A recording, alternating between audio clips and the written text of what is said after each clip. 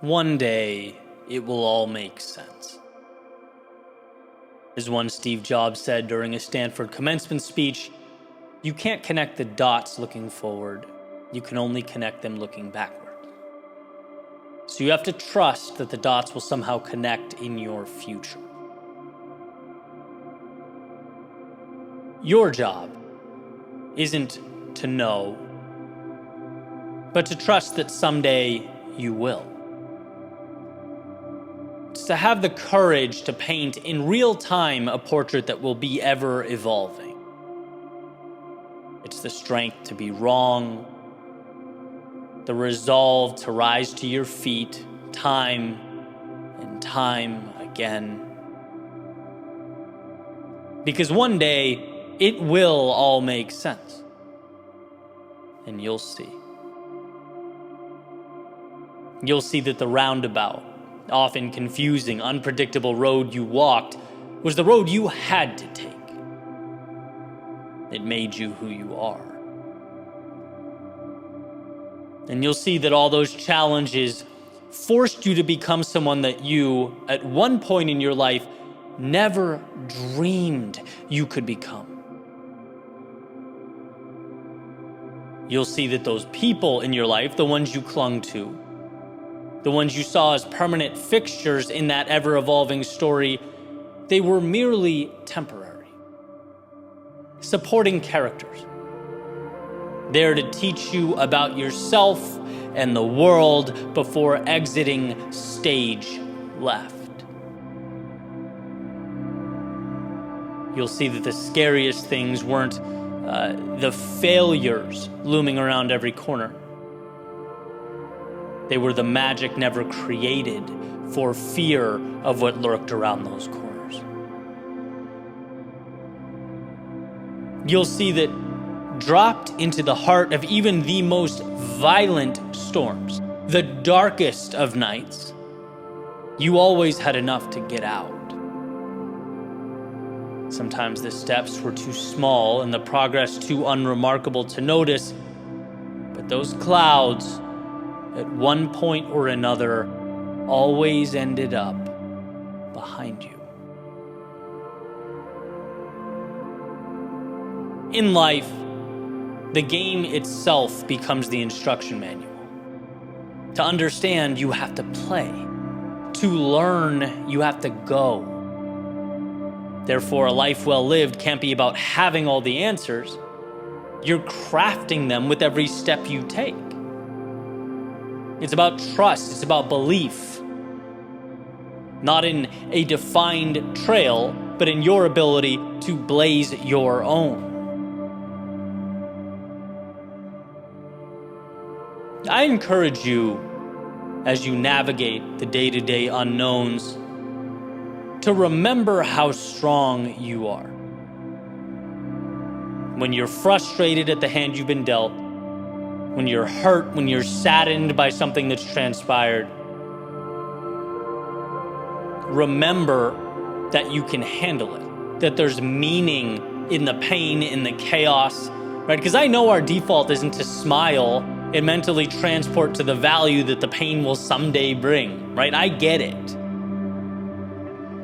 But you have to know that you can, one, make it through the chaos, and know that, two, there will be a point in your future when you look over your shoulder and appreciate the turbulence you endured. You'll be grateful because of the beauty, the meaning, and the happiness it ultimately brought to fruition. That's what makes life worth living. You'll be grateful for the struggle because it empowered you to push further into life. It taught you to not only endure, but to find meaning in suffering. To ultimately create something beautiful out of the very thing you wanted to run away from, but didn't. See, life is not all one thing. It's an oscillating wave of circumstances. And you'll see at some point that every second mattered, in the sense that it gave you exactly what you needed most when you needed it. So trust that the road will be unpredictable, because that's exactly what the road will be. But also trust yourself to be someone who navigates the foreign waters ahead. Someone who points the compass straight towards the horizon. Because regardless of the world around you, that's exactly who you are.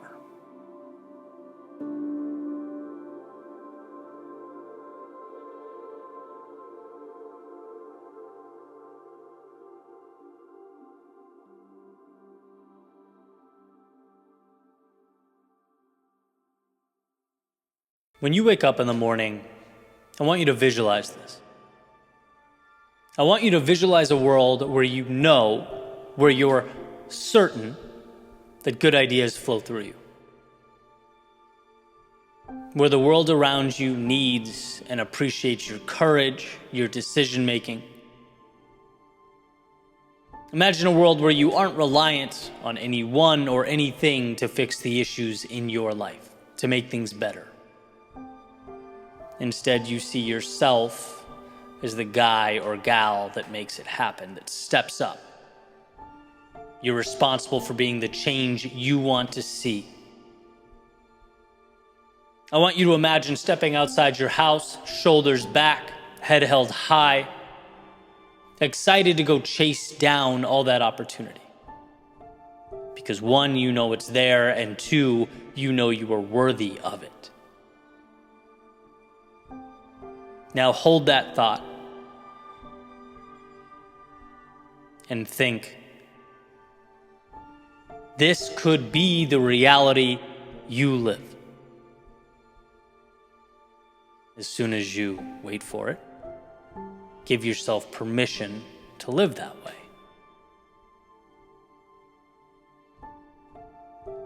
How different would your life be if you greenlit those things? See, it's hard to break away from the framing that we've given ourselves, especially over time, how it's materialized. It's hard to reinvent the identity you've created for the person staring back at you in the mirror. But the truth is, all worthwhile things are hard. I love the Robin Sharma quote. It says, if you want what only the 5% have, you need to be willing to do what only the 5% are willing to do. And sure, this could be physical, dedication, long hours. Could be a lot of things. But before any of that, how about seeing yourself worthy of someone who can become the 5%? That in and of itself is hard. In fact, believing that, for me, was one of the greatest challenges of my life. Seeing myself as that person, right? That doesn't come easy. It has to be chipped away at, earned. But when you create that mentality, when you hold on tight and you walk towards it relentlessly, you become it. Little by little, day by day. So much of life is making yourself believe you are who you want to be. It's a perpetual feedback loop of sorts. You believe you are, so you act like it, which then reinforces your belief, which prompts greater action, and around we go. I'm going to give you sort of an arbitrary example of how powerful this can be. A few months ago, for the first time, I hired a cleaning service, which my rationale used to be, dude, put on a podcast, zone out, clean up a little bit. Once a week, who cares, right? But that little investment changed a lot. One, my place looks nicer, so I feel better and I'm more productive. It's consistently just nicer to be here. And two, and most important, is that it prompts me to think like the creator and founder and business owner I want to be. It helped prompt a mental shift, or further a mental shift. It says, I am the type of person who's very methodical with my time. My time equals too valuable to do anything that doesn't push my art or business forward. It's that simple. And that bleeds into other decisions I make. Pushes that loop that we talked about, right? Some investments are valuable in that they help shape your perception.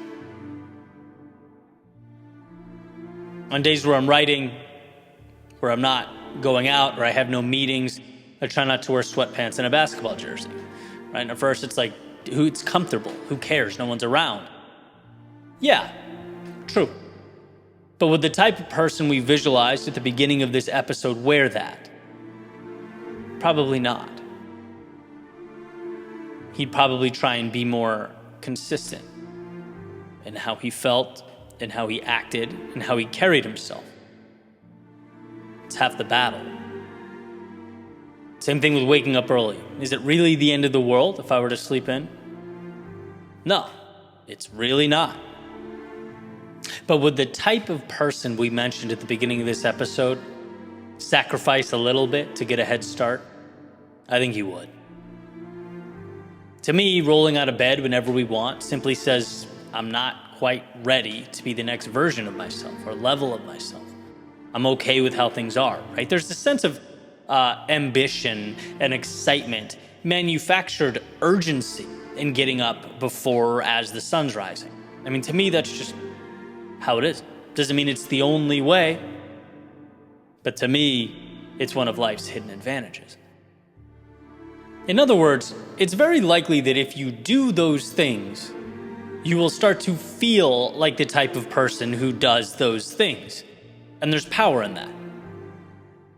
We can do so much, create so much change, add so much value, but we don't even consider it in many cases because it feels too foreign.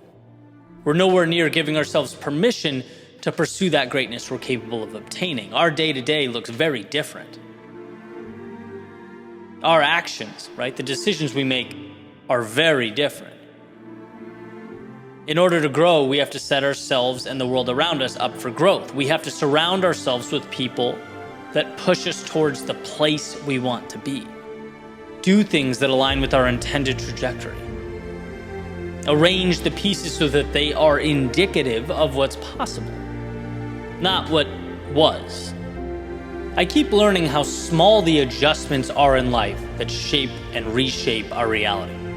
So small that no wonder they're laughed at, ignored. It's the little things we do that comprise how we feel, how we see ourselves.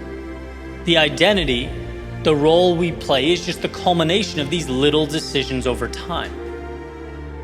So as you wake up in the morning, remember, you are that person. The one who moves with confidence, who acts with courage, who helps and adds value to those around him. Good ideas do flow through you. Greatness is waiting to be unveiled, but you need to believe it for yourself and start making the little adjustments that will reinforce it. Get that feedback loop in motion. How you feel becomes what you do, becomes how you feel, becomes what you do. Right? And it'll amaze you that you didn't free yourself sooner, that you didn't unleash your potential earlier. As the saying goes, the best time to have planted a tree was 20 years ago.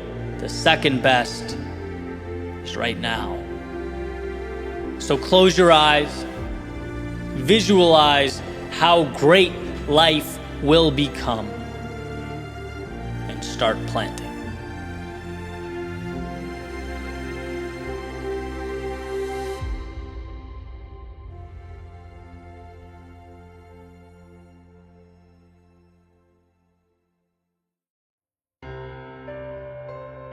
We have a desire to define that which is often undefinable. When it comes to life and its highly coveted outcomes, assessing the things that we want, we use probability to solidify things that are entirely fluid.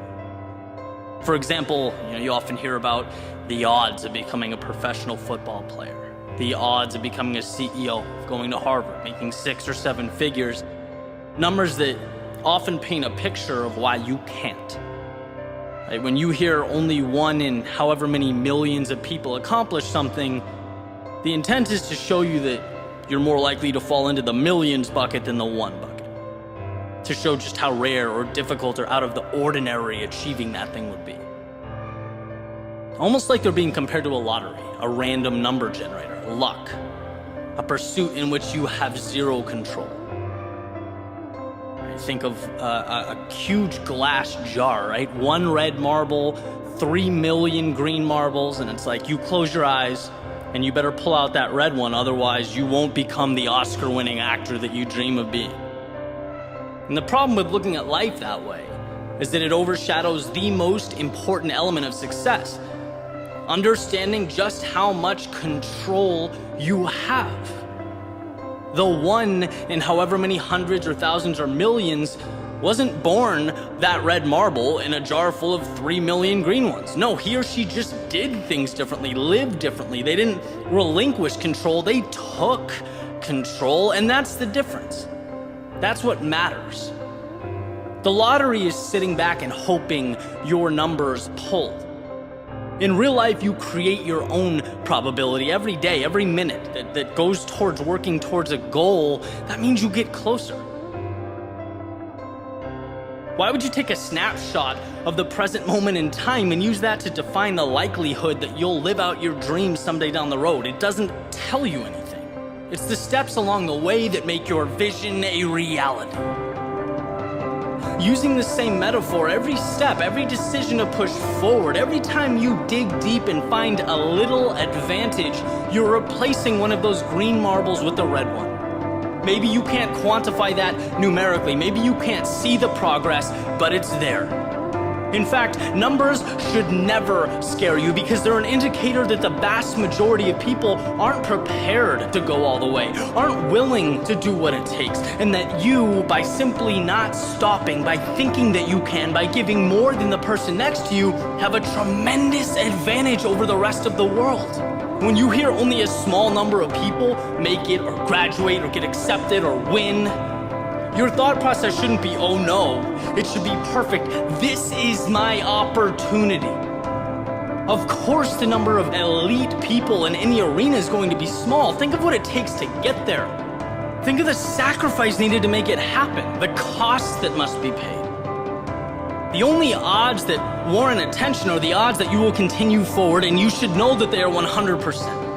Because when you trust yourself to find a way, when you focus on how to make it happen, you have an advantage. The world around you, they focus on why things can't happen. They see what can go wrong. They harp on the fact that it's not easy.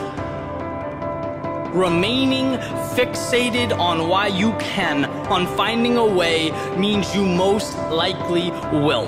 The terms difficult or demanding or even unlikely, they have nothing to do with you crossing that finish line if you are 100% convinced you are going to do just that. Words like difficult, they just imply that there's going to be plenty of opportunities to quit and turn around along the way, a temptation that must and will be ignored. They mean that you will be tested, that you will have to ask yourself potentially numerous times if this means something to you, if it's truly worth it. And if the answer is yes, then the numbers, the probability, the odds, they are not an adversary, they are an ally.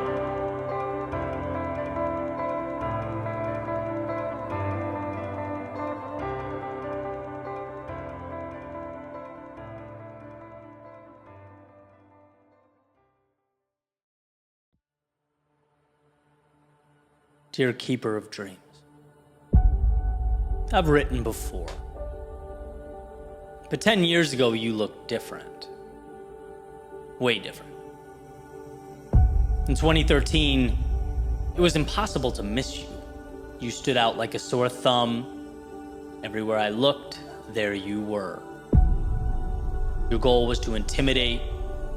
Your power was in crying out worst case scenarios and pointing me to that fear that always seemed to be buried just beneath the surface.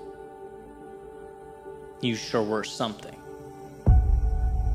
And a little bit of time's passed, Keeper of Dreams. It's safe to say You're still there, perhaps as strong as ever, but you're certainly not the same. As I've evolved, so have you.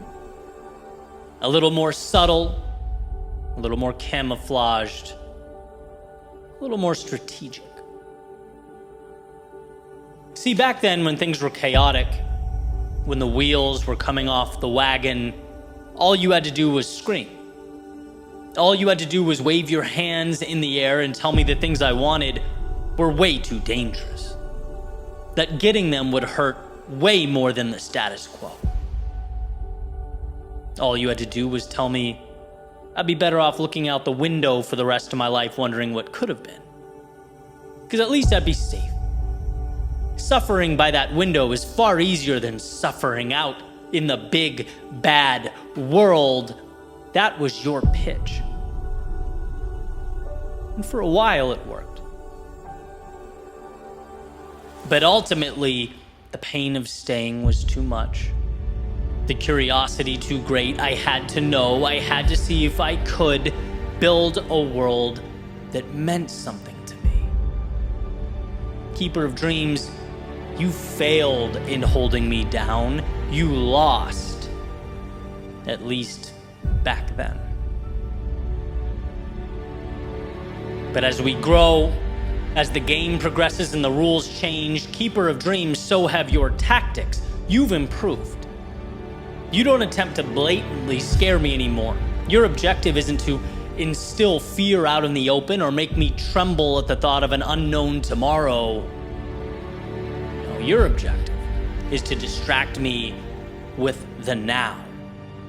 It's to make it so that I don't think about tomorrow at all. You want me to be so consumed with what I have now that I get lost in it, to relish in the certainty I've created. You hope I stay comfortable. Because Keeper of Dreams, nothing is so dangerous as comfort, and you know that.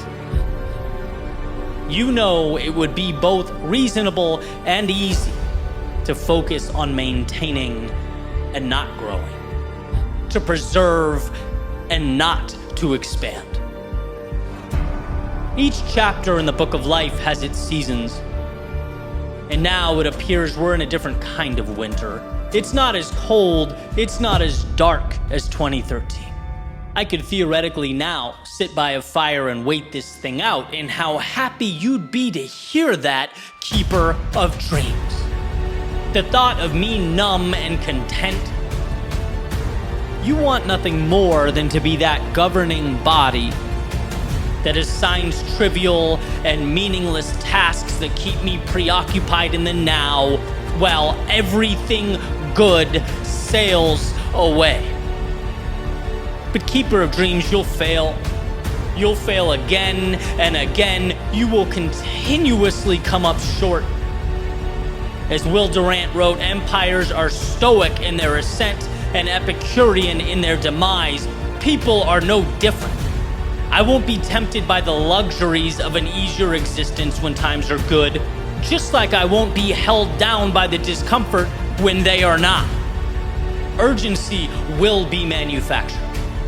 Greatness will be pulled from the earth, resilience shaped from the chaos that surrounds me. Know that I will always be moving forward, despite your every wish and your every effort. Not because I'm ungrateful for the now, but because for this life I am beyond grateful, so indebted that I want to capture all its magnificence and leave it better than I found it. As a friend of mine recently said, I want that dash on my tombstone to represent courage, a dream realized. Keeper of Dreams, in aiming to keep me down, you propelled me forward. You weren't my undoing, but my incentive to grow. And by the way, that will be how this story ends. Higher and higher until all that's left is your ashes and your attempt that you tried, that you really did. But you didn't keep any dreams, you helped give them life. And what a twist in the story. Keeper of Dreams, thank you I simply couldn't have done it without you.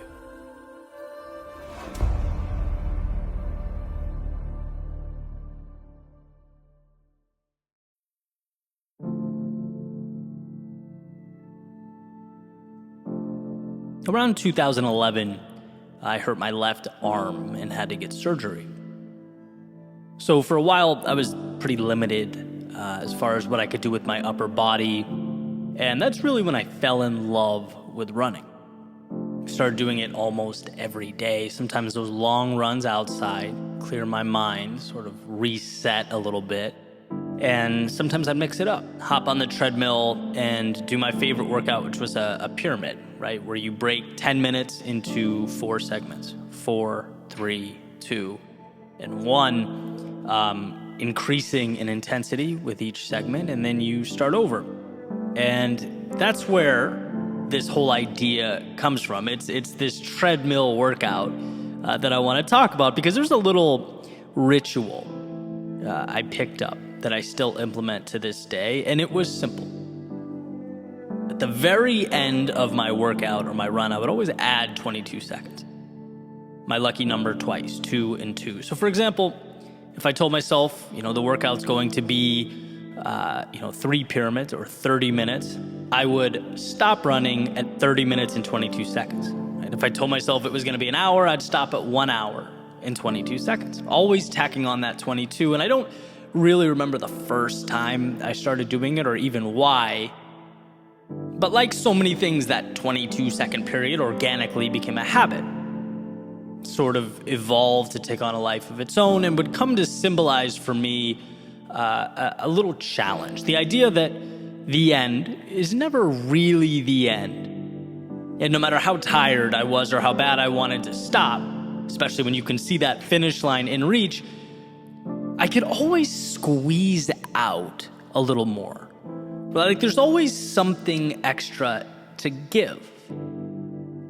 And you could certainly go down that 22-second rabbit hole, right? Just 22 more seconds. And then you finish that and you realize you can do just 22 more and just 22 more. It's like this never-ending spotlight into how incredible we are as humans. That our stopping points almost always are constructed. Rarely is there not an extra 22 seconds or 22 somethings we can endure.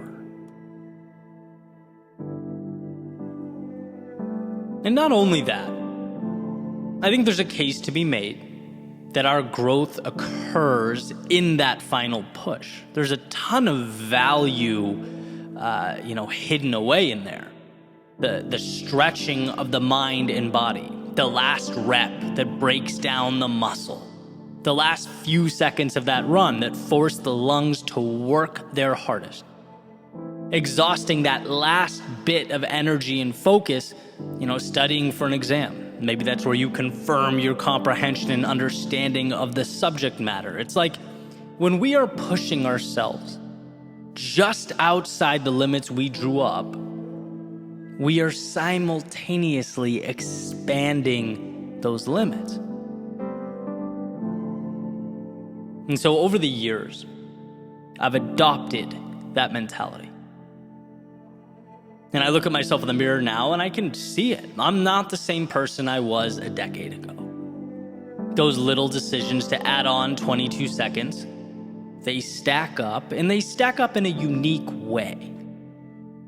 Because it's not necessarily about the time. It's not the same benefit that, say, an hour every morning at the gym would bring. Obviously that would be incredibly valuable, but in a different way. I'm talking about mentally, an armor that we come to wear, an identity that gets materialized. It's how you see yourself and how you see the world. You understand how manufactured our parameters are. And I get it, we have to stop somewhere, sure. But it's an acknowledgement that those somewheres are fiction. They are arbitrary. You weren't made to exist within them, but to stretch them, to recreate them. And that's an endeavor that is always uncomfortable. but as far as I can tell, always worth it. The strength to go a little bit further than initially intended or designed is what will place you in a league of your own. And that's where I wanted to start, right? Bringing attention to the idea that there's always an extra 22 seconds, and you are always capable of obtaining it. That is yours. Whether you choose to see it or not, it's an option. It's always an option. Which sort of connects us to my next thought. If I know that's who I am, someone that fights for that 22 seconds, if I know that's what I'm capable of, and that's what lights me up, what about those times in my life when I had no desire to reach for the extra 22? Because sitting here, I can think of plenty. I can think of times when there was dissonance between my identity and my actions.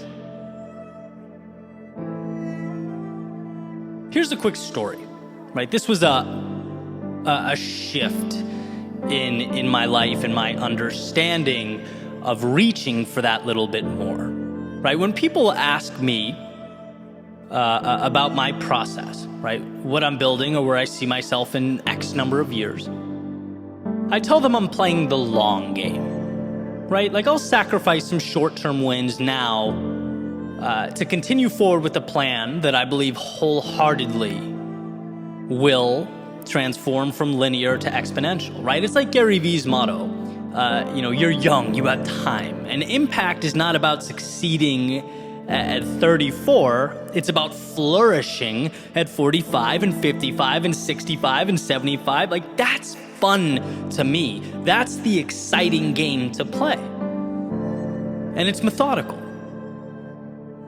The challenge is, as you're locked into this big picture plan, you have to pass a lot of shiny objects along the way.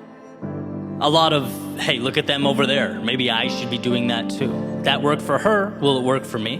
Right? Sometimes you forget to trust yourself and stay the course. And so a few years ago, I felt this pressure to pivot, to adjust focus. Right? I'd been, talking with some mentors of mine who were, very successful in their individual fields and passions. And I thought, hey, you know what? It's time for me to start focusing less on the craft and more on monetizing the craft, right? The Pinero side of things, which is great and it's healthy, but here's the catch. As long as you're doing it in a way that aligns with who you are.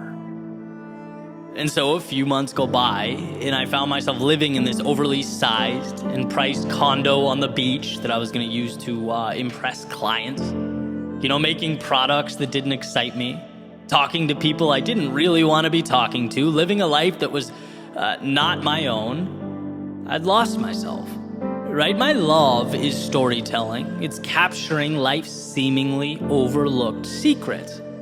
That's what I get excited about in the morning. That's the value I want to share with the world. And look, money is important. It's necessary. It's freedom. But for me, it can't be about the money or I lose the drive, right? And here's the point I'm making where it all comes together. What I found is that when you're a stranger in your own body, there's almost no incentive to push for that little extra.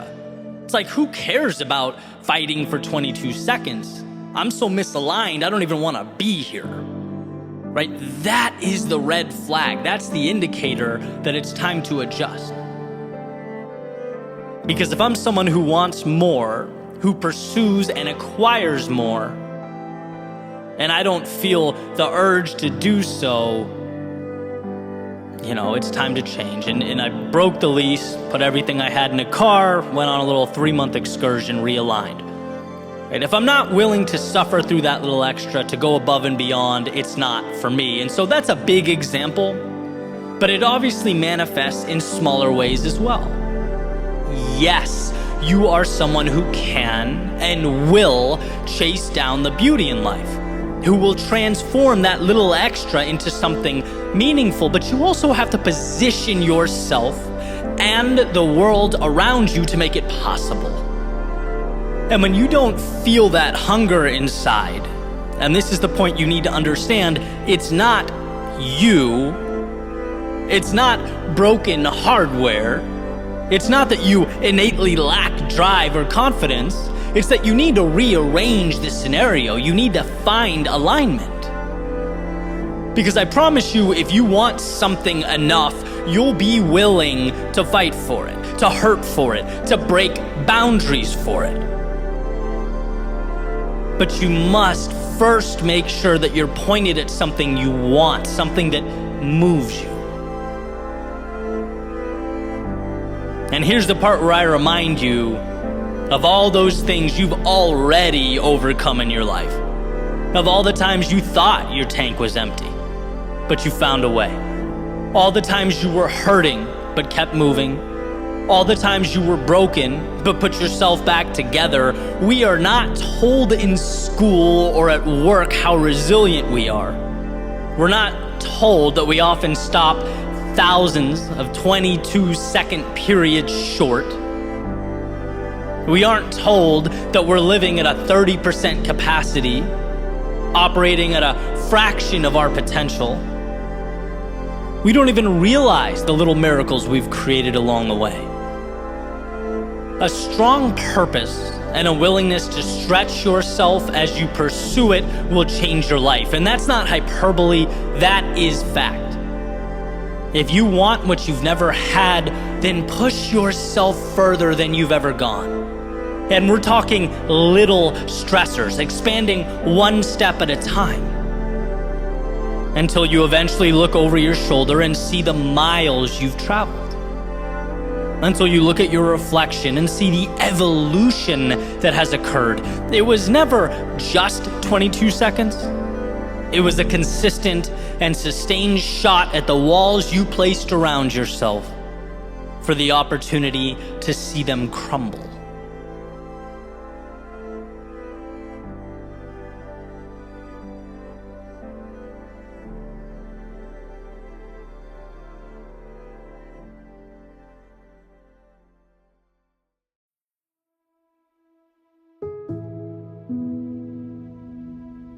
Recently, I was thinking about something a friend of mine named Tom told me a few years back.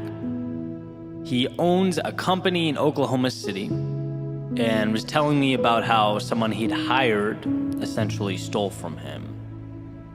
And the first question that came to my mind as he was telling the story was, okay, what are you going to do about it? And I asked him the question, and he was kind of quiet for a second, and then asked in his southern accent, Eddie, if a snake bites you, are you going to chase it into the woods to get your revenge? Or are you going to get the medical attention required to save yourself? Basically, are you going to focus on the past? Or on what to do from here forward, right? Basically, he cut ties with the person, but had moved on. Was already thinking about next steps that were best for him, his family, and his business. And I can tell you, since hearing that, it's become an incredibly valuable idea in my life.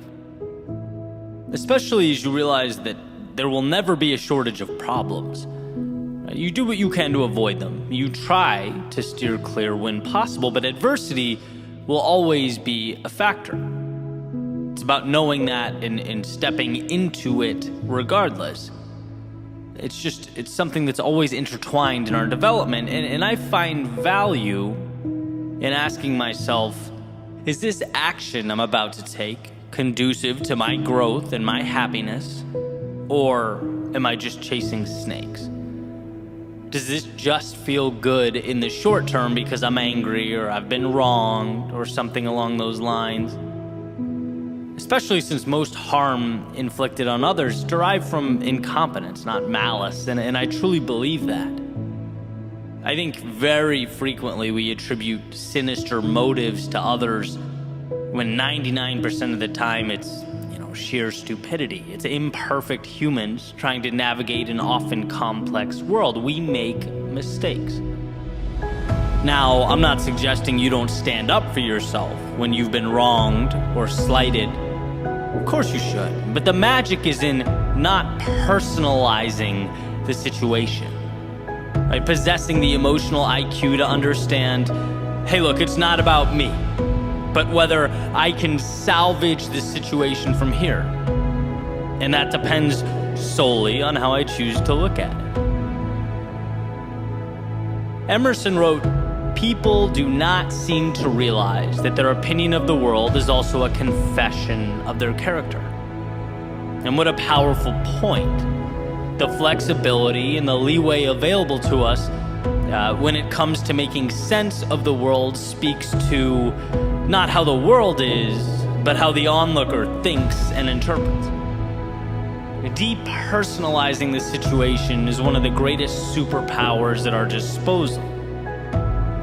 When you're angry and accusatory, you will, as Tom put it, end up chasing snakes. You'll end up breaking things that will need to be rebuilt and uttering words you'll wish you'd never spoken. But the 5 seconds required to pause, to collect yourself, and realize that you're in control is everything. The ability to see the person, the situation, or the world not as an adversary stacked against you, but as an inevitable challenge that must be managed. So how will you choose to manage it? How will you choose to arrange the pieces? And by the way, I'm fully aware a constant theme for my speeches and podcasts and videos is the act of pointing not out at the world, but in at ourselves. My responsibility, my fault, my problem to deal with.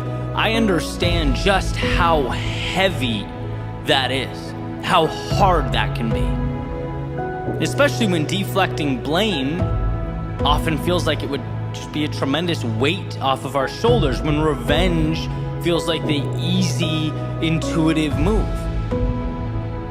But again, it's short-term relief. To truly grow, to find the calm and happiness and meaning we long for, it's the internal relationship with ourselves that matters most. It's the ability to say, I may not have created this, or even, I may have made the mistakes that brought this to life, but I can't fix it until I look at both the situation and my own reflection and proclaim it's mine now. Let the past be the past. Now it's me and the present. And as far as I'm concerned, the present and opportunity, they are always one in the same, so long as we choose to see it that way. It's not what you look at, it's what you see over and over and over again.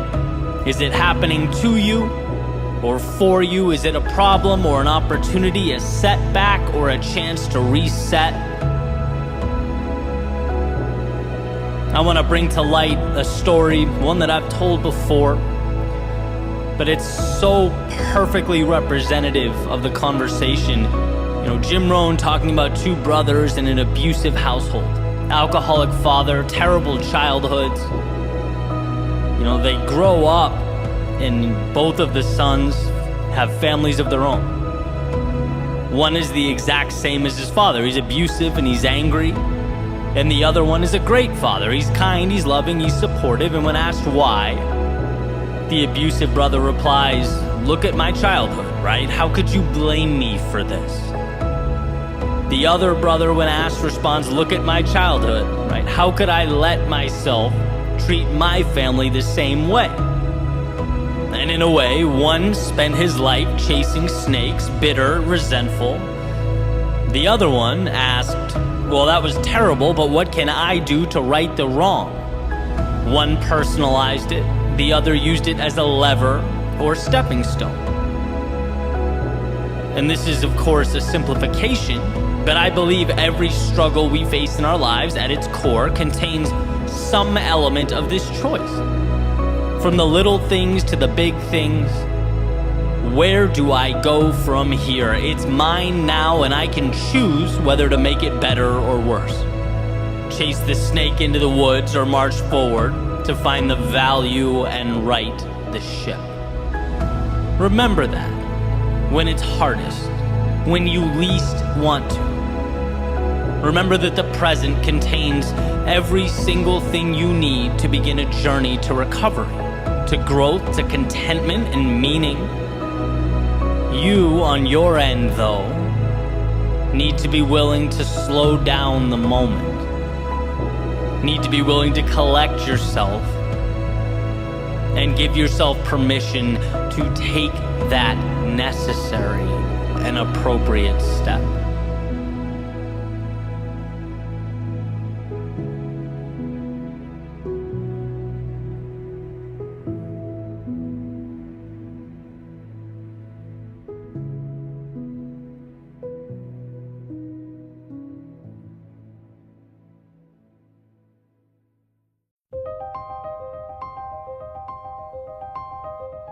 This morning I went down the street to go to this class. It's basically 45 minutes of body circuits in a heated room, which I love. I love mixing that in with the running that I do. And basically the thing kicks off. And somewhere in, maybe the last third of the class, we were doing some weighted squats. And right at that point where, you're in the thick of things, your legs start to burn, heart rate's elevated, you can start to really feel the temperature of the room. The instructor said something that I thought was absolutely incredible. She goes, and I'm paraphrasing, the discomfort that you feel right now is a privilege. It's a privilege to suffer through this. It's a privilege to be here working on yourself when most people are at home. It's a privilege to be in a position to move through the resistance you feel right now. And that message moved me. And how can you even think about discomfort after that perspective had been laid out? How can you see a few minutes of fatigue as anything other than the small price of improvement? It's funny how the same things we consider to be torture or punishment, if they're externally required of us, they become empowering when we know that we deliberately chose them. And this feeling, it was definitely self-induced. It was chosen, right? I decided to be there in class that day. It was what I needed to become just a little bit better, to obtain just a little bit more. And what a privilege. I've learned over the years to manage pain. You have to. You have to immerse yourself in an often less than ideal short term so that you can bring about results of greater magnitude. I've always accepted this. I've always known it to be true. I believe, in my own world, I've sacrificed accordingly. But I don't recall the last time I was overtly thankful for the obstacles in my way. I don't remember the last time I saw my struggle not as a necessary burden, but a gift. As something not thrown at me, but presented to me. Think for a second about the finitude of life. The 1 in 400 trillion odds of being born. A number that I came across somewhere that I certainly can't validate, but I don't think you need to get the point, right? The odds of being here are incredibly slim. Yet somehow we won. We all received winning lottery tickets. Here we are, on a strange planet with options to choose from, paths to decide between, and a giant ticking clock. And given these circumstances, aren't we doing a disservice to ourselves to not at least see what we're capable of? What we can do, build, create, and become? I certainly think so. And what is the cost of that evolution? It's discomfort. It's forging our future by walking through fire. It means intentional hardship. And to not see that as the gateway to life's infinite opportunity is missing the mark. Why shouldn't you feel lucky about yourself transforming in real time? Why shouldn't you feel proud of paying a steeper price for a better view? Why shouldn't you be delighted to unpack the mystery and the adventure contained in life? This isn't something you have to do on your way to point B. This is something you get to do on your journey to become whoever you choose to become. So when the pressures of life press down upon us, test us, perhaps solely acknowledging its utility is insufficient. Maybe it's more. Maybe it's something that should be celebrated, adored. Today was a reminder to be thankful for the body that can endure the turbulence, thankful for the mind that can manage and overcome the chaos, thankful for the opportunity to be here to begin with and the freedom to choose the difficult thing. Thank you. Thank you. Thank you for the opportunity to live in such a way that as I place my head on the pillow each and every night, I'm grateful for the privilege.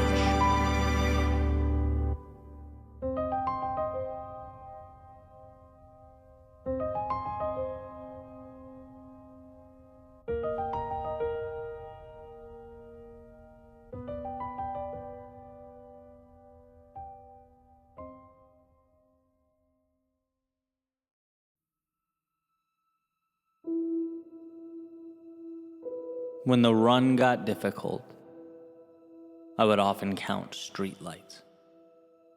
Why? Because at some point, I realized that it wasn't so much the immediate moment that was painful, as it was the idea that I had to continue on, a fear of the unknown. Our minds are brilliant, because they have the power to gaze into the future, to anticipate, to predict, and sometimes that prediction materializes in the form of stress and pain in the present. A pain that, let's face it, is manufactured. See, the present moment may be uncomfortable, but it's manageable. It's always something we can harness and adapt ourselves to. But make-believe scenarios, the imaginary monsters we let in, well, I don't know how well equipped we are to handle those, so I've found solace in simply keeping them out.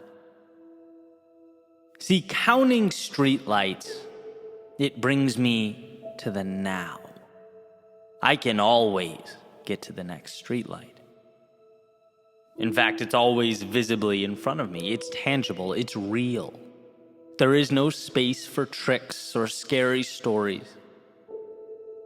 When I count streetlights, my mind's job is to focus on those tall metal fixtures, and the body's job is to listen and move accordingly. And while sure there is pain, it is manageable.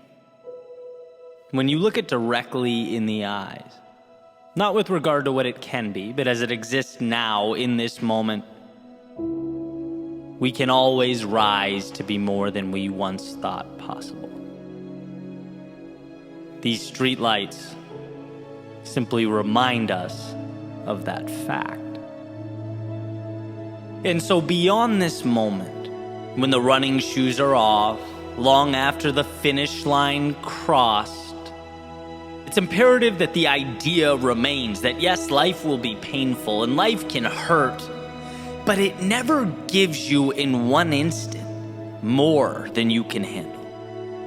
And sometimes it might seem so, Sometimes it might appear overwhelming, but when we remind ourselves that we're simply borrowing pain from a future that has not yet arrived, when we refocus on what is within our control, we empower ourselves. Our greatness expands and our strength intensifies. Because look, there's a time and a place for everything. And in our moments of duress, when the world is weighing down on us, I've found the answer to be thinking less and trusting more. And the next footstep transforms into not the detail, but the story in its entirety. Sure, sometimes life is about planning and calculating and strategizing, but sometimes life also calls us to put our heads down, shut our minds off, and find a way to move towards something greater. It's step, step, light post, step, step, light post, demoting the discomfort from the star of the movie or the main character to a subtle observer. Sitting quietly in the background as you do what you were going to do anyway, with or without it. Never forget how much control you have over the current moment, and that our greatest pain is often masked in a fiction, a delusion.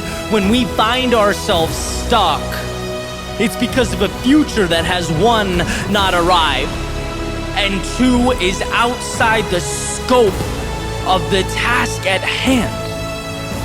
It's not because of what's around the corner that we survive life's trying times. It's because we dig deep enough to get to that next light post, that next day, that next stop, that next chapter.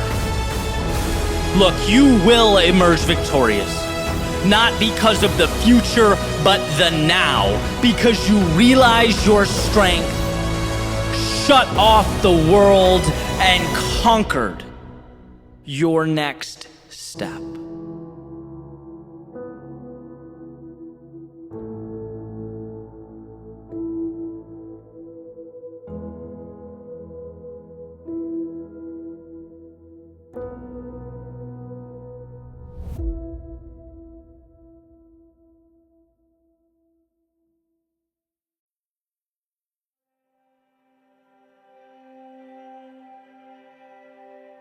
I'm going to make everything around me beautiful.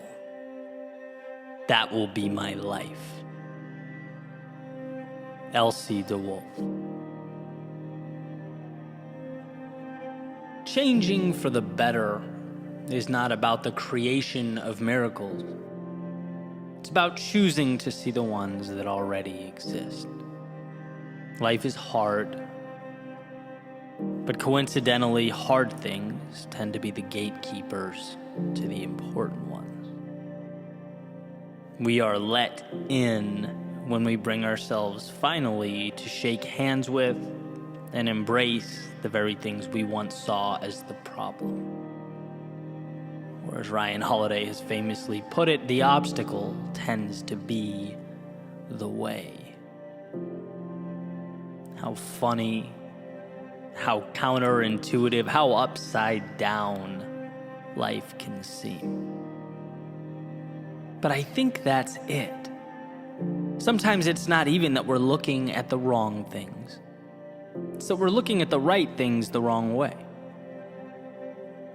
Avoiding the call to step further into the world and deeper into ourselves.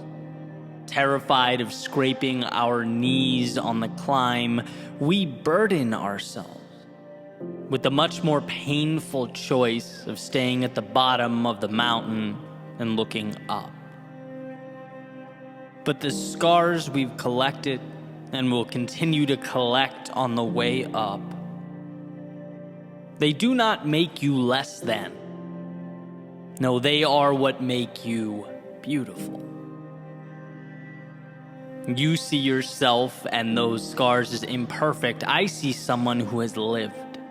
who has taken risks, fallen, and bounced back. I see character and wisdom and elegance and boldness. In an imperfect world, those quote-unquote flaws and scars may, funny enough, just be the closest thing to perfection we'll ever experience. It's from our courage to step out, our willingness to crack, that we flourish. Living necessarily includes a deterioration over time, but a deterioration of the external, because the internal, the soul, it stays young. It's underneath that forever crumbling world around us that we find the divine. It is because of our scars, not despite them, that we grow our wings. They aren't to be feared but coveted. You are more because of the mistakes you made, the challenges you faced, the adjustments you had to see through. And I believe our value increases with each tear and break, resembling the Japanese art of kintsugi, where a pot that breaks and is put back together with golden lacquer holds more value than the original unblemished piece. See, Wolf says, I'm going to make everything around me beautiful. And I think this simply calls for an optical adjustment, a shift in relations between things and how you perceive those things. Me, I don't want the whitest, cleanest, newest shoes. As far as I'm concerned, there's very little beauty to preserve there. I want shoes with worn soles from the miles and miles they carried me. Holes from the distance I had to walk to find the people who add joy to my life. Cracks from running in the rain while the rest of the world stayed inside. I want my imperfections to show that I lived while I was here. So from now on, let's stop conflating perfect and beautiful. Perfect is no skin in the game. Perfect is standing forever in the doorway looking out. Perfect is dreaming and wishing and hoping, but never leaving. Because leaving is where our vision brushes up against a reality we may see as too big. No, we want not perfect, but beautiful. We want scars and flaws and lessons and loss. Because from those things, as difficult as they may be, we're born again. Imperfection is life, and life is beautiful. So here's to more scuffed shoes and scraped knees, to walking an imperfect yet beautiful road ahead.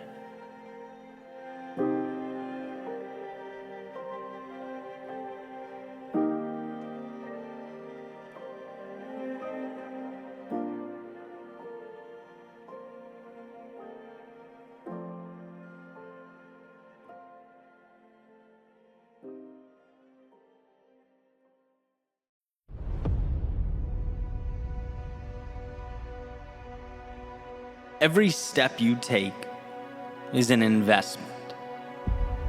Every decision to do the difficult thing is a gift to your future self.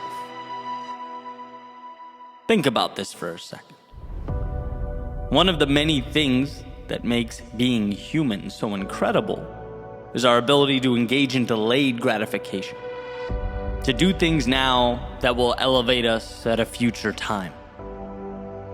And at a fundamental level, we understand that. We've heard the famous marshmallow study where kids were left alone in a room with the marshmallow placed in front of them, and the ones who showed restraint and could resist eating it ended up, in many regards, being more successful as adults. We've all heard the mantras, working hard pays off.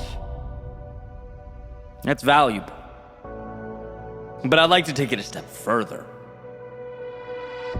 Because when you say yes in the face of adversity, when you move forward when tired, seek out a way amidst the chaos of life, you are contributing to a foundation so powerful that it will elevate you in ways outside your current level of awareness. By simply saying yes when I was unsure and often fearful, by continuing to write and speak, I was unknowingly building these opportunities that would manifest years later, right? Many of which were not planned. They were not methodical. My dedication and my North Star never changed. I held on tightly to those, but the surrounding components were always moving and transforming. People are in my life today because of steps I took 5 years ago. I know things about myself and my hopes and my dreams because of risks I took when I was, let's face it, too ignorant to understand the repercussions. But I knew it felt right. See, here's what I did understand. If I, as Emerson put it, hitched my wagon to a star and moved towards it, when I felt great and when I didn't, when I was confident and when I wasn't, when I was winning and when I was not, I knew the other stuff would take care of itself. I trusted the process. And here's why that matters. Here's why I'm taking you all on a little trip down memory lane. Because writing, speaking, inspiring, storytelling, they are my world within. What is yours? What is it that moves you, that lights up your soul? I want you to know that. I want you to know that because its pursuit requires not only a delayed gratification, but an acceptance that your dedication will evolve in ways so incredible that you can't even imagine. That all those little decisions become emergent and together represent something more powerful than the sum of its parts. I love the example or idea of the human brain, right? So complex and powerful that it appears almost divine. It's essentially a universe behind our eyes. Even our understanding, our comprehension is minimal. We are awed by its capability. Yet it's not about one single piece of the brain, the tissues or the neurons individually. It's the network all these microscopic occurrences create together. Something bigger than everything combined, creating a consciousness we can't even find or point to when looking at the evidence. But we know it exists, and we know it's somehow derived from this ball of nervous tissue. This is not unlike one's pursuit of excellence. The level of achievement or consciousness we are searching for, it can't be singularly identified. It's emergent. It materializes after the discipline, after the consistent work, after the self-belief, after the will to do what is required, whether we wanted to in the moment or we didn't. Then we get our quote-unquote consciousness. You can't and won't always see the value in your dedication, in your sacrifice. And let me level with you, I get how crazy it feels to think, yeah, but someday it will mean something. Someday that work will put people in my life that will change my world, elevate my existence. It will create opportunities that expedite my evolution, lessons and occurrences that will amplify my wisdom and worldview. But that's the name of the game. If you know in your heart you are pointing to the right star, then it's just about stepping, adjusting, and repeating. Move, adjust, move, adjust, move, adjust. There will be a time when you look over your shoulder and are stunned by what you've created, by the distance you've traveled. Look, you can't see the future. You can't know what everything will mean and what will occur. but you can continue forward into the darkness so that when the long-awaited light inevitably presents itself, you are in position to receive it, to stand on the foundation you have been building all along.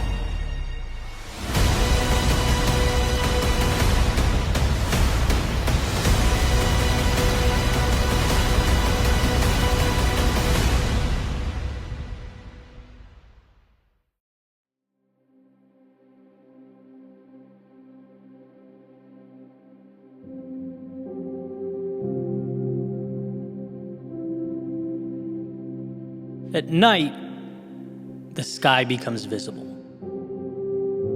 The darkness, the muting out of everything else allows the stars to finally shine through, to make their presence known. And during the day, conversely, one cannot see those stars, but the world around him on the ground becomes illuminated. It's a push and pull that seems to work perfectly. And I think there's something poetic about the partnership existing between the big picture goal and the small steps required to bring it to life. As one of my favorite sayings goes, keeping your head in the clouds and your feet on the ground. Because here's what's interesting. If one were to only look up at the goal, she'd be consistently reminding herself of the ideal without taking the necessary steps to get there. And if one were to only look down at her feet, well, her steps would eventually become aimless. And it's that duality, right? The need to both reassure yourself you can see the stars, as well as use the world around you to pull yourself closer to them, that changes things. Right? It's that beautiful dance that has to be maintained. And this is a balancing act that has certainly been challenging. Right? Sometimes the pendulum swings way too far one way, sometimes way too far the other. But in a perfect world, you want it gravitating towards the center. I remember just starting the YouTube channel almost a decade ago, having, big multi-million subscriber goals, but completely lacking the systems and everyday practices in place that would walk me towards that finish line.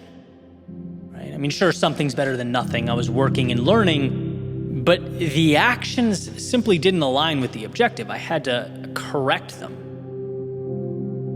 And then I've been on the other end as well. Right? I'd be doing things every day without knowing why. All steps, no goal. That sort of thing occurs when routine takes on a life of its own. You start doing things because, it's what I do. It's what I've always done. And, this is when one has to look in the mirror and ask the difficult questions. And look, anytime I can squeeze the complexities down into the simple, I try and do that. So with that in mind, my questioning goes like this. What do you want? Know the answer? Okay, good. Next question. Is what you're doing taking you closer every day to what you want? Asking that question in a serious way takes a spotlight to one's world. Using my previous metaphor, it shuts the lights off so the North Star becomes visible. And then, turns them back on to ask yourself if you're using your resources to move there. And I've become pretty good at asking myself this question consistently, and still I find things that don't belong.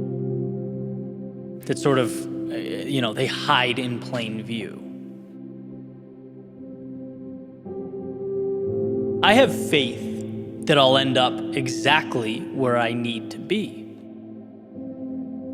But that faith is rooted in my commitment to continually assess, to scrutinize, and adjust.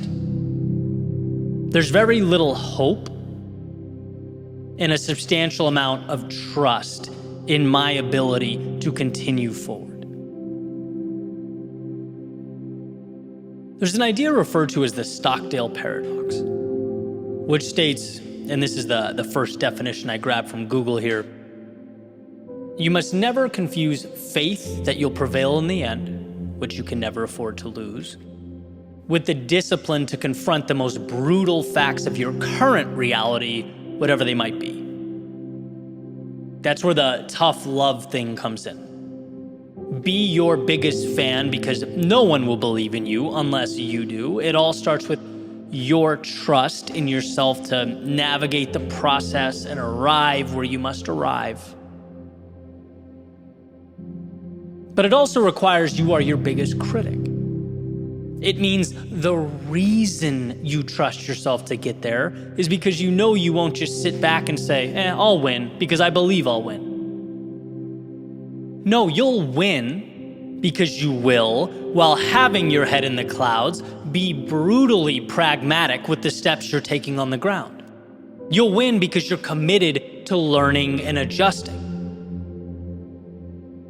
One of my favorite epiphanies when I started doing this full time was the realization, at a very small scale at first, that, someone can't fail unless they quit. You can't lose unless you stop. Impossible, someone might think, right? Well, no, because when you miss the mark or you fall short, you take a second to understand why, and then you come back to the problem or challenge again, right? This means life is a game of tenacity, of persistence, of commitment. The one who keeps adjusting and coming back is bound to connect the dots eventually, which makes failure the simple decision that, this isn't worth it for me. I don't want to continue adjusting and re-engaging with this. And look, hey, depending on the situation, that may be the move, right? There have been things in my life where after sufficient trial and error, sufficient data, I've said, this doesn't align with who I am or what I want. I'm gonna walk away and pivot to something that does, right? But the key is knowing that it is a decision. To not reach a particular goal is a choice to no longer attack it relentlessly. And so when you feel lost or defeated or even frustrated with the process, try that line of questioning. What do I want? And is what I'm doing today bringing me there? This allows you to start taking a sledgehammer to the things that don't belong, refining the process. And sometimes walking away from the things that are no longer in the scope of who you want to be and where you're going. But the power is in knowing, it's in understanding that your footsteps, the little actions of your day-to-day, they are incredibly powerful. But most of all, when you are methodical with them, when they're pointed in the right direction. So pick your stars carefully and own those steps that take you towards them. Failure is not a sickness you catch. It doesn't fall on your head like a piano in those old cartoons. It's a choice. Meaning, in positive terms, as long as you are committed to learn, reapproach, and repeat, you will find yourself atop the mountain. As long as you're willing to evolve, you will ultimately arrive.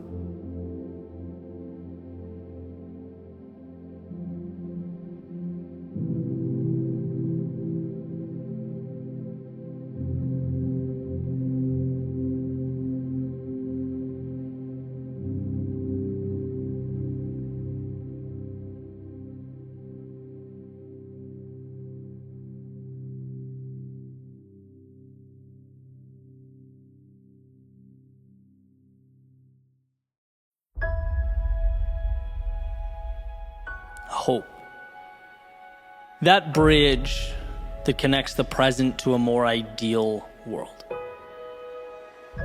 The idea that no obstacle is too big to overcome. no situation too dire to emerge victorious, and that you are never confined to how things are.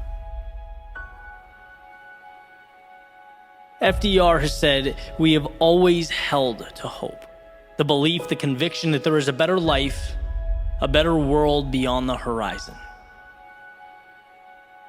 Why does this matter? Well, to put it simply, before one can leave the situation they are in, they have to believe there is another path worth taking. It's not always seeing, but trusting. It's a tale of two components. One, the belief that something better is out there.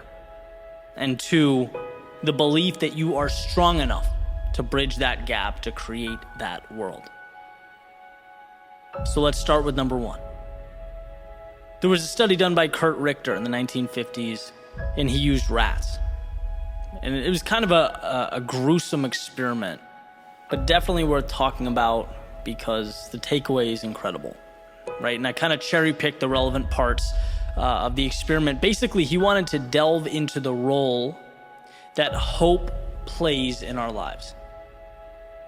And what he would do is he would drop rats into a jar of water and observe. See how long they would swim before they drown. And for the most part, these rats would swim for a minute or two and then ultimately give up, right? There was this innate feeling of hopelessness. But then he made a change, and when they were close to drowning, he'd reach in, he'd pick them up, he'd hold them for a little while. And then he'd place them back in the water, and the results between the two groups were night and day. The rats saw in the second group that it wasn't over. Right? And when they were placed back in the water, they had a reason to continue swimming, and they did. Some of them did for hours. The only difference being that they had hope. They saw there was more. And I don't think that's too different from us. The situation may be different, but the rules generally apply, right? So much of conceding or giving up in life, accepting an existence that falls short of our ideals, it's when we don't believe in something more. We stop swimming. We don't give ourselves a chance, right? So instead of creating bridges to walk on, we make walls that lock us in. Hope is knowing all pain, all discomfort is temporary. And the second component is belief in yourself. Belief in yourself to traverse that space between current and the ideal. It's self-empowerment. You can be the difference maker in your life and others.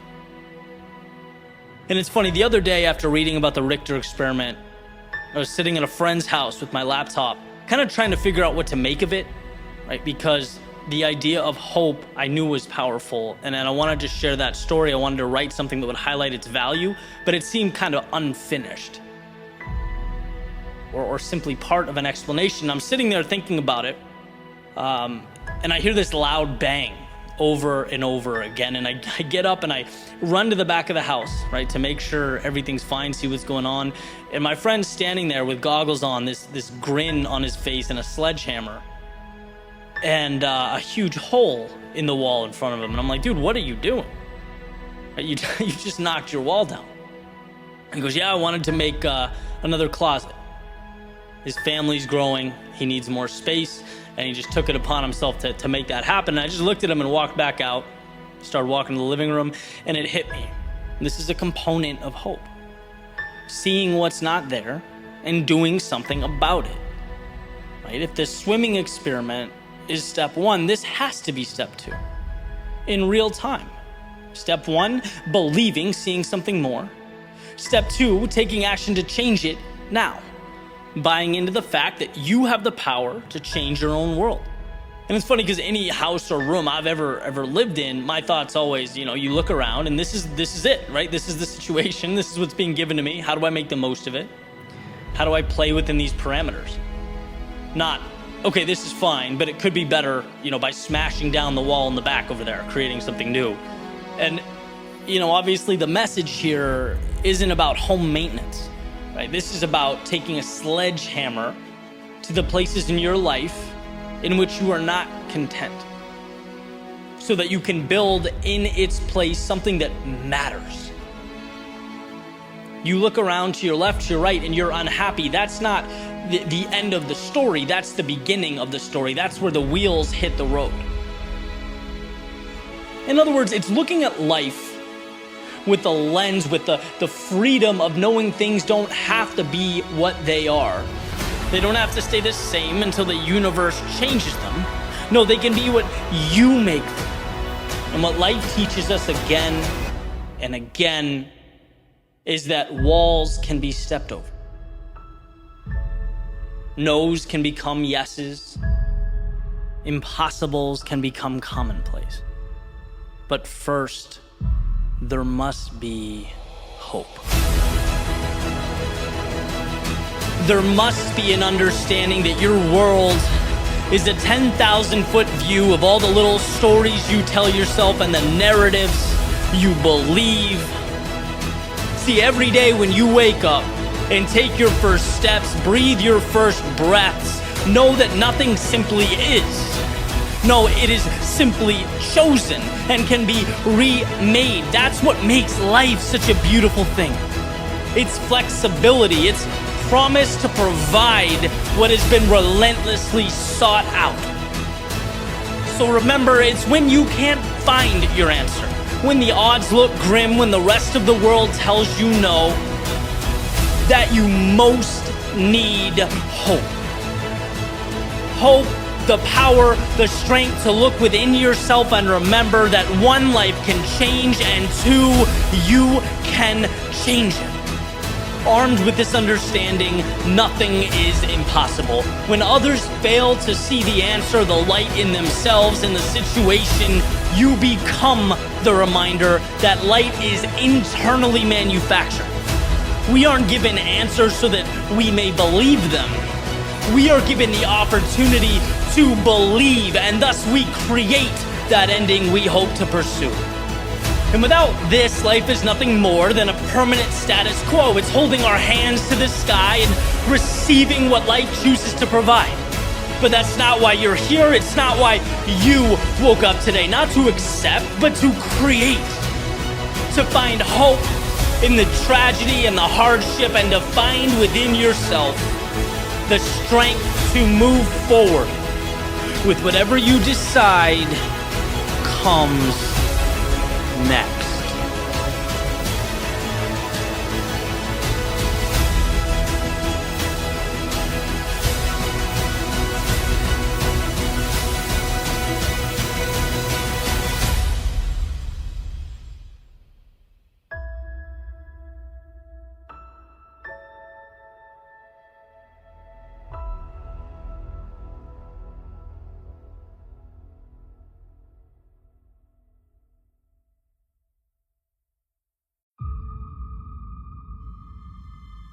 So imagine you're sitting down, having something to eat, thinking, relaxing, reading, whatever you're doing. And someone walks up to the table across from you, pulls out the chair, sits down, kind of leans back, puts one leg over the other, casually tells you, you probably don't have what it takes to do anything significant in your life. What would you say? It'd be outrageous, right? That's a ridiculous scenario. Well, let's say that the next day you get up, you go to walk, run, work out, and he shows up again. Starts running next to you, casually reminding you that the odds of you changing, doing anything for the better, are slim to none. That this is kind of a waste of time for you. You brush it off, you go to work, and guess who, right? He passes by your desk, leaves a little note saying, that your bosses, your higher-ups, they're cut from a different cloth. They just see things in a way you can't. You'd probably tell that person to take a long walk off a short pier, right? Or at the very least, you'd understand how absolutely insane the situation is. People can't just walk up and talk to you like that. But now imagine that same person is you, living rent-free in your head, and here's the catch. You invited him in. You allowed the negativity and the doubt to live there. See, every time I think about that self-talk, I can't help but wonder, in a world of obstacles to navigate and challenges to tackle, Why is it acceptable for your biggest obstacle to be you? Why should you allow or be okay with that? And I'm not saying everything's perfect all the time, every thought's pure bliss, but I am posing this question. If you don't believe in yourself, how do you expect anyone else to? If you're not your biggest ally, if you don't respect the person staring back at you in the mirror, how do you expect the world to? Why is our inclination to tense up and refute the negativity from others, but sit back and accept the same nonsense in our own heads? If those words don't support what you're trying to build, I don't care who they're from, where they come from, why they're there, they don't deserve your time. And it's a simple awareness that they are not truth, but merely your fears and your insecurities trying to stop you from becoming who you might be. My biggest leaps in life, they didn't come from physical milestones or benchmarks. They came from mental shifts, convincing myself, believing myself, trusting in myself. When the road is untraveled, when the story is untold, the positive and the negative are both make-believe. They are both fairy tales, they're options, they're theories, and guess what? You get to choose which option, which one will be yours. My favorite quote is, "You are always stronger than you think you are." Not so much because it reiterates how high the bar is, but because it reminds me how low we often set it for ourselves when we're not paying attention, how loud that negative voice can be. You know, when I was unemployed, I was writing, I was running out of money, my life changed because I stopped seeing myself as some lost, jobless mess, and I started seeing myself as one of the greats with a hell of a road to travel. See, people always follow through on who they believe themselves to be. I refused to hear that you might fail and the not good enough, and I buckled up for the road ahead. And when you believe you can change and know that the road to your goals will be rocky, it will be uncomfortable, but worth it, you are taking that hostile voice and making him or her a spectator, not a decider of fate. And yeah, you will lose, you can't win all the time, and you will feel stuck, but life's not always smooth sailing, and sure, you'll be mad at yourself, but not every decision is a home run. But these situations are the byproduct of a journey, and here is my point. Self-belief is being able to differentiate your situation and pointless negative talk about the situation. It's about remembering that you are the gatekeeper of your own mind. When you believe in you, it places your faith, your strength, and your determination in the driver's seat. It makes everything else trivial, meaningless. It makes it an option that you are simply not going to choose.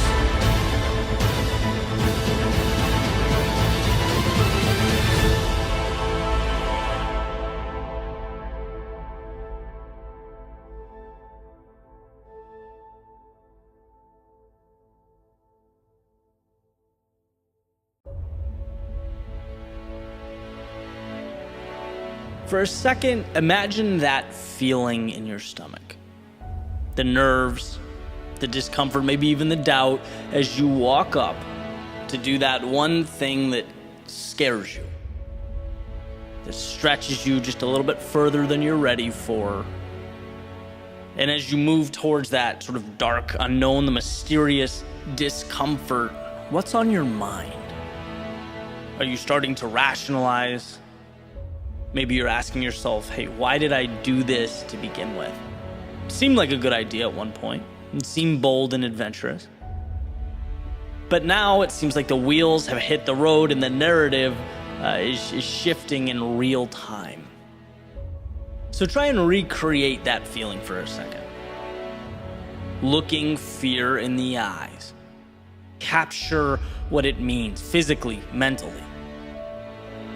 For me, it was public speaking, right? Half a decade ago, standing backstage, palms sweating, little voice in my head saying, hey, Ed, cubicle doesn't seem so bad right now, does it, genius?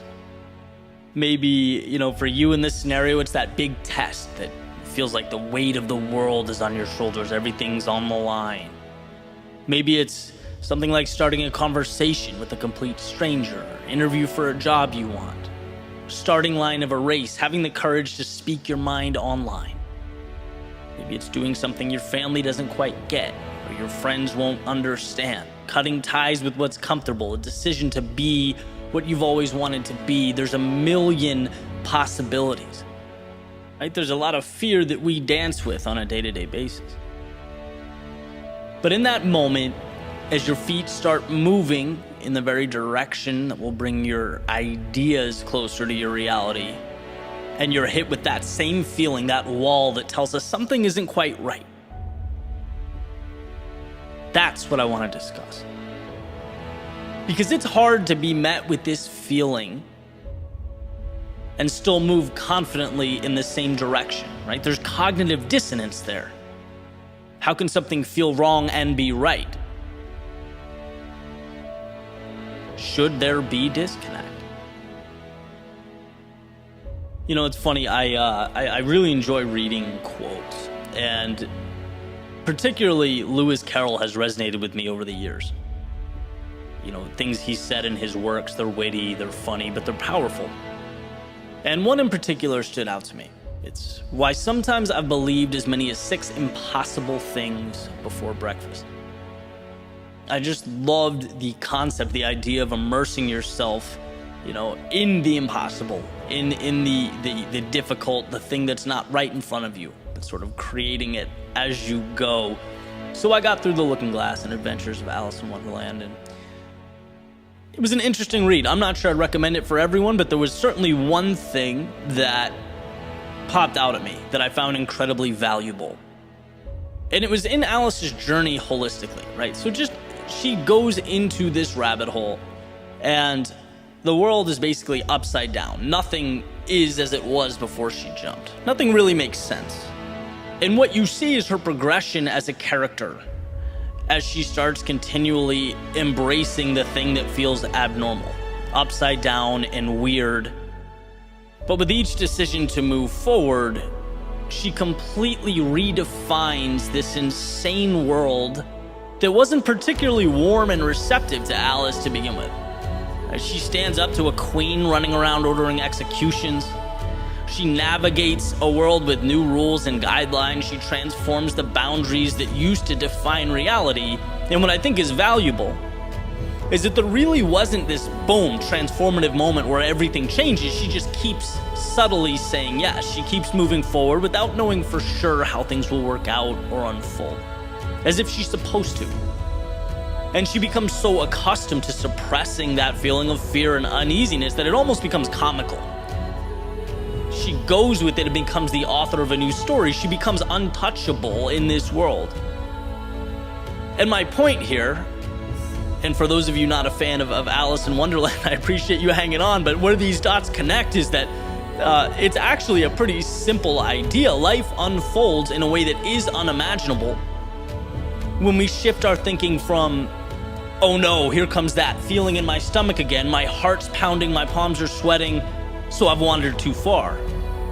When you change that to, here comes that feeling in my stomach, heart pounding, palms sweating, so here comes the beginning of something incredible, life shifts. See, it's not running from that temporary feeling of fear and discomfort, but harnessing it. It's a weapon, it's a tool, right? It fuels the rocket ship headed to the moon. It's the water that seed of opportunity is dependent upon. And sure, it feels new and unsettling, and yeah, it's uncomfortable, but so is, as we learn, everything good. And sure, you could turn back. You could avoid that manufactured conflict, confrontation altogether, but man, you have to be okay never knowing what those peaks could have been. You have to be content imagining a life of adventure and not living it. And to me, that's a much steeper price, right? Because that feeling of fear in your stomach, it's temporary, it goes away, but the feeling of knowing you walked away when life held out its hand and offered you more, that doesn't go away. And see, I look at it like this. 2 things change every time you say yes.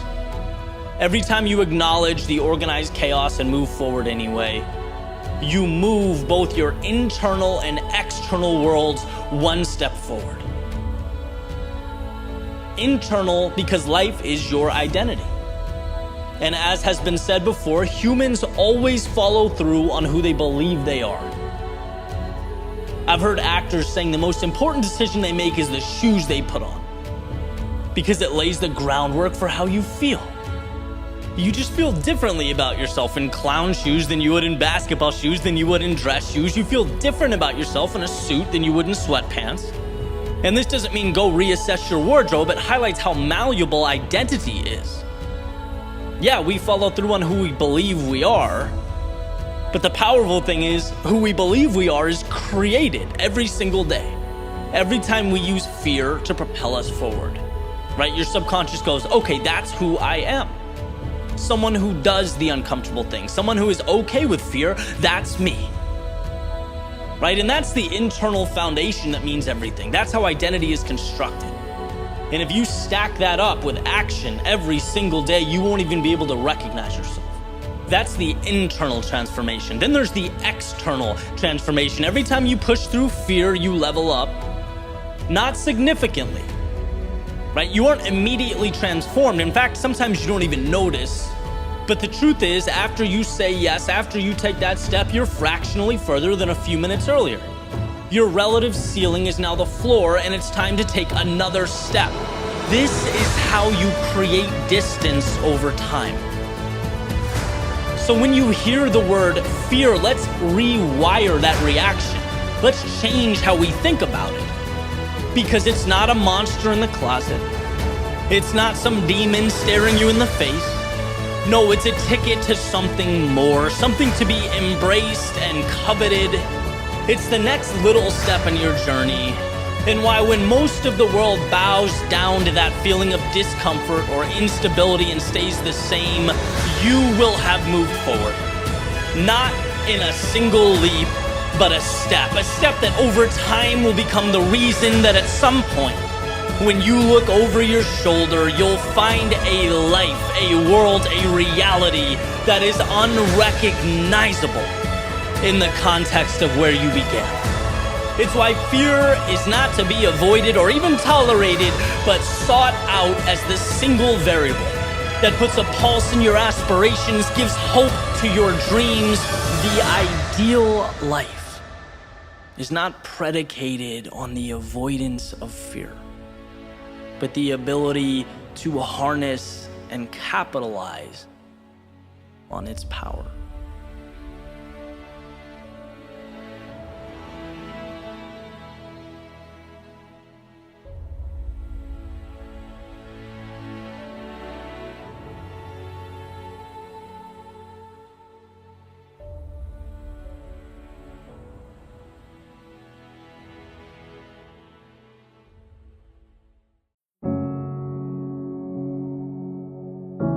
There's a quote that states, life is 10% what happens to you and 90% how you react to it. Which means that your reaction is drastically more important than the circumstance. And that's critical to know. It's critical to understand that no one in life has more power over your own situation than you. And there's an old story that hits on this point exactly. There's a father and a daughter. And basically the daughter's complaining. She's complaining about life, how difficult things are. She doesn't know how she's going to make it in whatever it is she's doing. I mean, the bottom line is she's tired of the day-to-day, right? And her father gets this idea. He says, come with me into the kitchen. And he gets 3 pots of water, puts them on the stove and turns the burners on. As soon as they start boiling, he drops a potato in the first one, an egg in the second one, and some coffee beans in the third one. And after some time goes by and they boil a little bit, he pulls them out, right? He puts the potato in a bowl, he puts the egg in a bowl, and he takes a ladle and he puts some of the coffee in a cup. And he says, what do you see? She says, well, I see a potato, I see eggs, and I see coffee. He says, yeah, but look closer. There's more there. And she goes and she touches the potato and it's now soft. And he hands her the bowl with the boiled egg, and she takes the shell off and breaks it open. She sees that it's hard inside. Then finally he asks her to take a sip of the coffee, and she smells it. She takes a sip, and a smile comes to her face. She says, "So what does all this mean? What are you trying to say?" And he says, "Well, the potato, when I dropped it in the water, it was rigid, it was tough, it was uncompromising. But in the boiling water, it became soft, weak. Then you have the egg that was basically the opposite. This delicate layer protecting a liquid center, and the boiling water made it hard. And then there was the coffee. That wasn't just changed by the situation. It created something new. It took the same adversity and used it as a lever to bring something beautiful into existence." He then looks at his daughter and says, "Look, when things become challenging, when things become difficult, which one are you? What's your approach?" See, maybe the question is not about how challenging the situation is, right? Maybe we've been asking the wrong question. Maybe it's, how do you transform yourself and by default, the world around you? How do you take your strengths, your values, your loves, your joys, your happiness, and let that lead you into something bigger? When life gets hard, and it does, what do you become? I always remind myself, we are not defined by life at peak state. As much as I wish that were the case, right? We're not shaped by the easy days or the times that we floated by. Because those times are great, they're enjoyable, but they're not what make or break us. It's the times that challenge us and ask us to be what we have not yet become. That's the good stuff. And this is another one of those, simple but not easy type things, because on paper it makes sense, it's understood. But it's an outlook that manifests over time. It's slowly stacked piece by piece and brick by brick, realizing that every situation provides you with tools to make something out of an apparent nothing. And then it waits, right? Because fate is in your hands. And I can certainly think of, times in my life, that's one of the reasons I love these stories. I can reflect where each one of those pots of boiling water was relevant, right? I can think of times I was too headstrong, like the metaphorical potato. I thought success would be easy. I thought projects would be simple to execute. I spent months doing things that just weren't good because I didn't ask, what does the world need? I asked myself, what do I want to give the world? And there has to be a marriage there, right? And it was a quick reminder that the world owes me nothing. I was humbled or softened, as the story goes. I've been the egg, I've been timid, I've been uncertain, thin-skinned, worrying about what people would say or the content I was creating, worried about perception. How would things look if I failed? And very quickly, I learned that when life is a game of comparison or one-upmanship, when you do things for reasons and people other than yourself, can't win. You overcompensate. You do things for the wrong reasons and you lose yourself. You become hardened. And then there's the good stuff, right? Getting to the coffee, not bowing down to the circumstances, but shaping them. Not letting life dictate how the story goes or the fate of your character. And what's interesting is I'm pretty sure that being that metaphorical egg and the potato, they lay the foundation to become the coffee, the life lessons, the falling down, the picking my ego up off the floor, learning to trust myself, not be led by the opinions and expectations of others. You essentially learn that you can take the world around you and change it, that it is malleable, it is flexible. You have that power. You have that ability. It's up to you to believe it. And that's critical because no one comes along and co-signs that understanding for you. It's an internal process. You start to learn that things aren't there to provide instruction. They're there to propel you. But can you see the unknown as the opportunity, the obstacle as the way, and the loss as the armor that you pick up during the journey? And so, all of these words essentially come to one point. And that point is you have so much more control over your life than you think you do. As I've said before, you are stronger than you think you are. You are more resilient than you can even imagine. And when life tests you, and again, it will, remember that the challenges are not happening to you, but for you. The world isn't taking away what you have, it's giving you what you need. So long as you're willing to adapt with it, to grow, expand out. Because you not only have the ability to change yourself, but the world as well.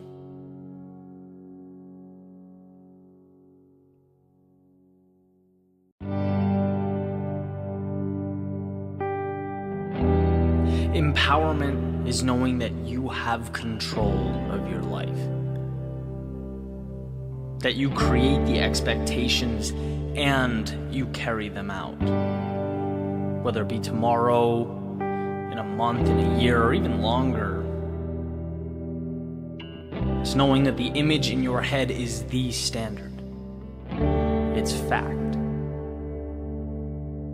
Because when you leave the door open, when you leave the door to your ambitions cracked, even the smallest amount, the realities of the present moment, they find their way in and they create dissonance. They want you to see, they want you to be intimidated by the gap between what you have and what you want. And truly, the greatest gift I've ever given myself is to start every pursuit knowing that whatever I'm chasing, whatever it is I want to obtain, it will be reality. It's possible. Period. That's my starting point. All I have to do is connect the dots. No questions, just steps. So there's a certainty that I possess as I move on to the next level. And as a creator, whether I'm creating for, my YouTube channels, collaborations, clients, it doesn't really matter. There's a common theme, right? And it's that the world can't see the image you have in your head until you complete it, upload it, share it, email the final result. You know what the outcome will be in a way that just can't be expressed or articulated. It can only be shown upon completion, and you must be the one to show it, by the way. The reason that's so significant is because there's no difference between making a film or realizing a dream. Either way, there's no rewards, there's no applause, there's no assurances until you're done. Until you've crossed the finish line. Just like a client can only point to things they've seen as a reference point, well, the people around you, they only know the present moment. They only know how things are. And so it's borderline crazy to put those opinions on a pedestal, right? To absorb that criticism, to adhere to those rules. They navigate around the now, the present, not the future, not where you're going, right? Who cares about the now? You'll just be looking back at it as you make your way on to your next goal. See, all this circles back to those dots that need to be connected. Because the places you're going, the things you're becoming, they require three things. The understanding that all problems have solutions, the certainty that you will find them, and the persistence to power through. That's all. That's the mentality that will put you in a position to do anything you want. It will empower you. It's not that the people around you are dumb or that the world wants you to fail. It's just that placing your fate in their hands is meaningless. To discount your dream based on how things are, or the opinion of someone else, is like a pilot worrying about airspace he's already flown through. Or asking the random dude in seat 22B to fly the plane, right? They are passengers on the journey, a journey that is worth the climb, that will be rewarding, that is waiting, but you have to be the one to see it, and you have to see it before the world does. You have to believe it before anyone else will.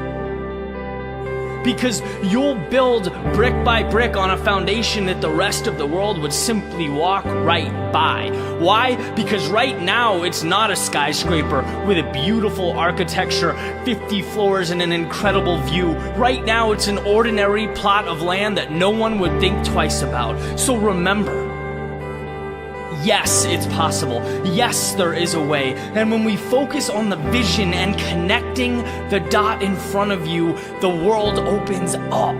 Be your own biggest fan. Learn to cherish the sound of your own applause, because that is always what must come first.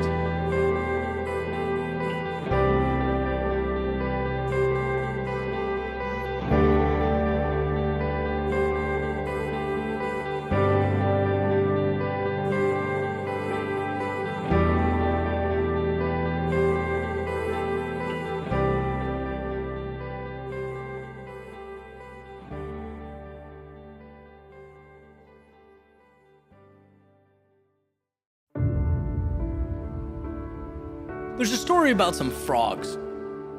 And, these frogs, as they're sort of making their way through the woods, the ground breaks underneath them, and two of them fall into this little pit, way, way, way down. And they tumble, and eventually they hit the bottom. They're looking up, and they're realizing how far they've fallen, right? Moving around, panicking, essentially coming to grips with the situation that they're now in. They start frantically jumping, trying to climb the walls. And as they're jumping, the frogs on top are looking down. And they're basically yelling, "Look, we're sorry this happened to you, but this is a lost cause. There's no way out for you guys. There's no need to jump around. This is a futile situation."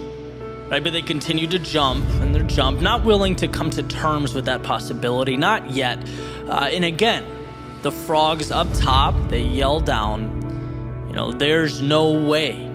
It's over. You're going to die down there, guys. You need to ultimately face that."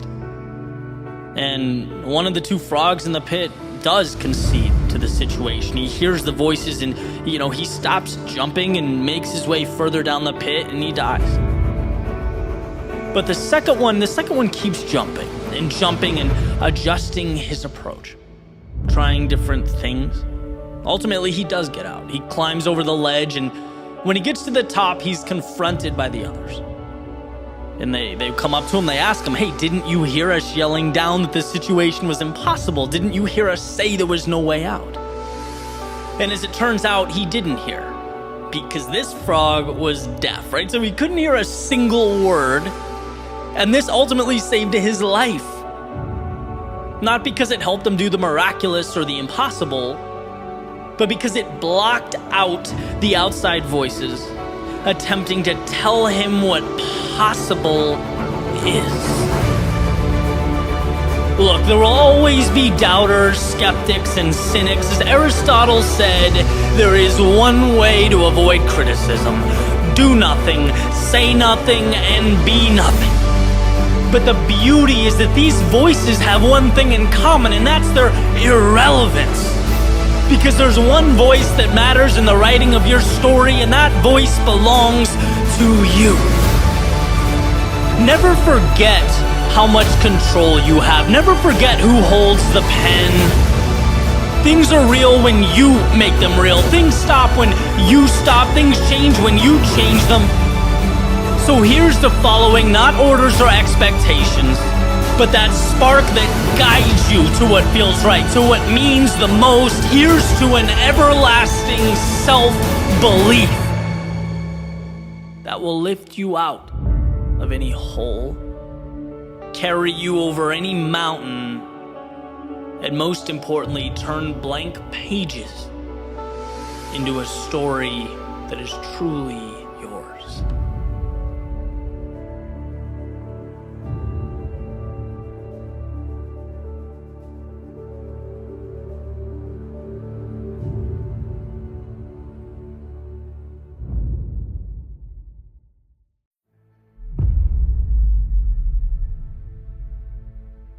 Sometimes we need to understand the complexity, the gravity of the situation that we are in. We need to know the reason.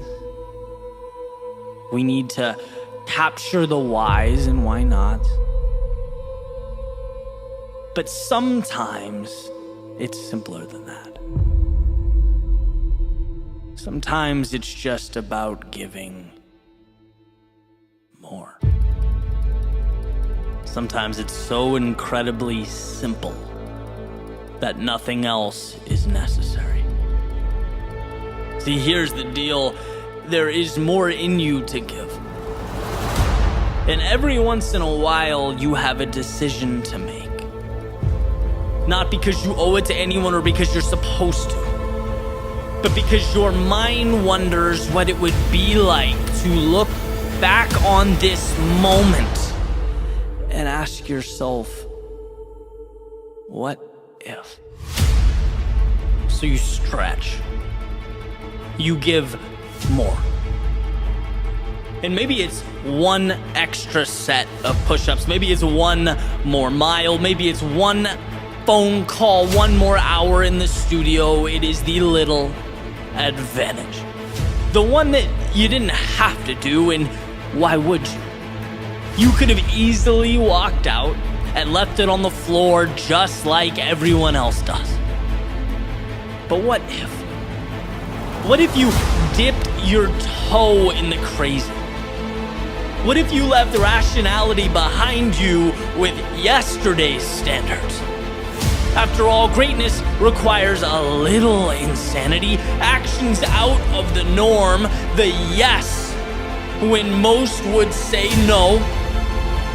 Why? Because it hurts. More hurts. Being proud hurts. Greatness hurts. Oh, but the top, how good it feels. And see, this is the part where you think about one thing. Digging deeper, finding more.